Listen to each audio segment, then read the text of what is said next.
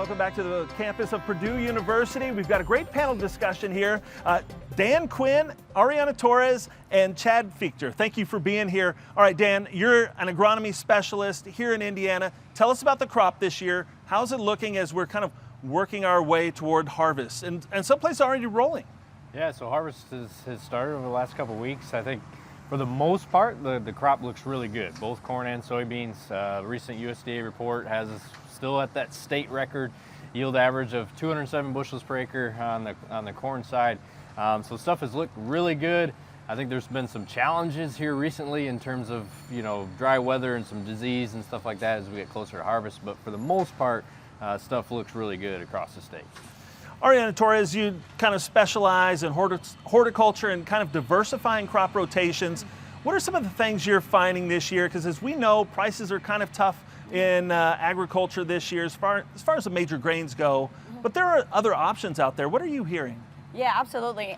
We know that there is consumer preferences are changing towards plant-based diets, and that's motivating processors and retailers and wholesalers to kind of look for smaller grains, cover crops that can be rotated into the corn and soybean as weather changes and corn and soybean face challenges. So there is different crops like oats, sorghum, miscanthus as biofuels that are presenting opportunities for farmers to not only diversify but add extra income. Yeah, as you talk about some of those opportunities, you mentioned oats. Are there others though that kind of stand out? Yeah, we also have horticultural crops, of course, which is my area, but also livestock.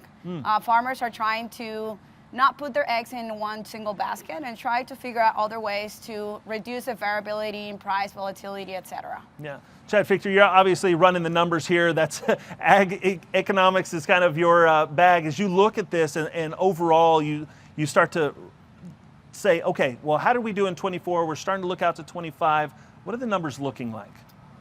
Yeah, not positive. I think you kind of, Dan says we got a great crop, but the prices aren't where we want them to be. So basically for 2025, I'm saying, think creatively about where you've got opportunities to maintain your working capital levels so you can maintain flexibility, right? The long-term outlook hopefully will get better, but in these next couple years, try to do everything you can to maintain those working capital levels. All right, Dan, we've got about 40 seconds left here. Give me your piece of advice for farmers going into next year. I think, learn from this year is a big piece of that. Chad mentioned prices are going to become more difficult. It's a great time to understand, look at all the data that you have, what worked, what didn't, maybe some things maybe we can cut out, and what things should we prioritize. So learn from this year, get better for next year, maybe be a little bit more efficient, cutting some of those costs that you had this year. But overall, just get better for next year. Ariana?